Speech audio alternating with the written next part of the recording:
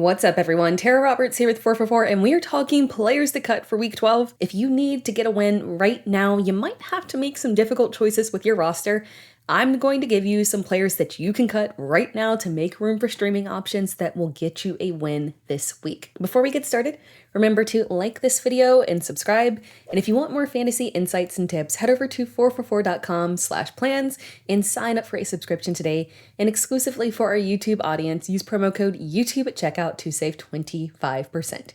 Now let's go ahead and dive right in with our first player, Geno Smith. Let's go ahead and start this one off with someone that's obviously going to ruffle some feathers here, but hear me out. The Seahawks are in playoff contention, and there is no doubting that Geno is, at the very least, leading them to a very similar finish as last year. But from a fantasy football perspective, Geno has surpassed 20 fantasy points just 2 times this season.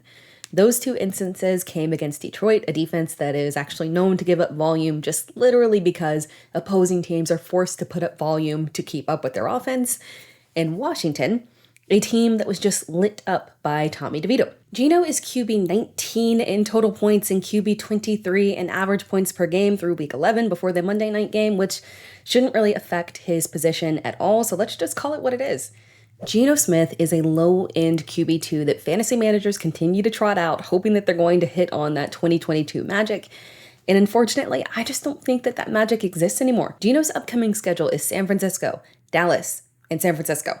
After that, he does get 2 very soft matchups in weeks 15 and 16, but if you're a team just trying to make the playoffs, passing over options on waivers that can actually get you a win right now to hold on to a guy whose true value lies in a place that you're not even guaranteed to be, and his upside really isn't even there, it just doesn't make sense. You can cut him. Now let's move on to our next player. It is actually 2 players. It is a 2-for-1 cut special. Miles Sanders and Chuba Hubbard are in a never-ending split backfield that continues to offer 0 upside.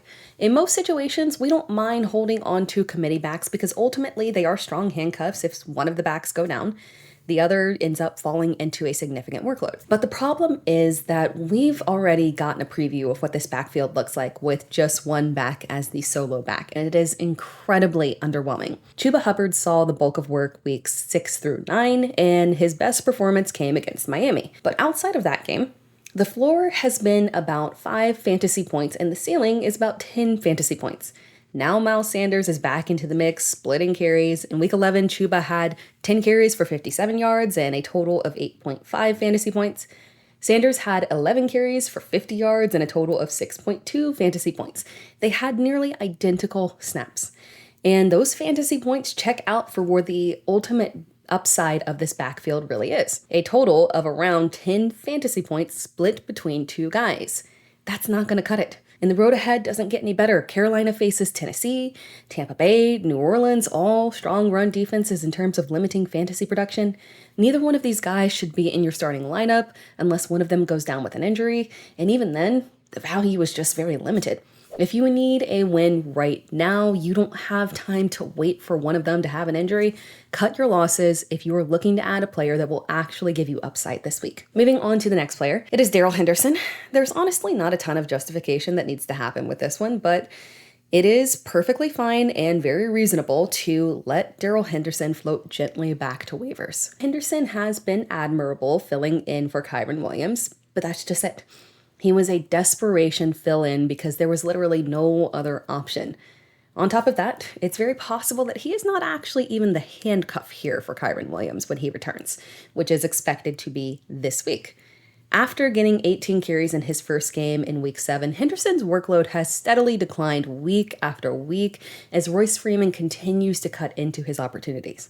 In Week 11, he had just 6 carries for 1 yard. That is a 0.17 average yards per carry. Can I even say yards plural? Because if it's less than 1, I don't even know if that makes logical sense.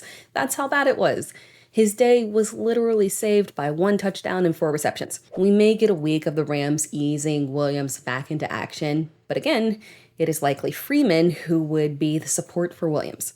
Cut Henderson and don't even think twice about it. Thank you for watching this video. Be sure to like the video and subscribe to the channel and comment below as well. And if you want more fantasy insights and tips, head over to 444.com/plans and sign up for a subscription today. And exclusively for our YouTube audience, use promo code YouTube at checkout to save 25%.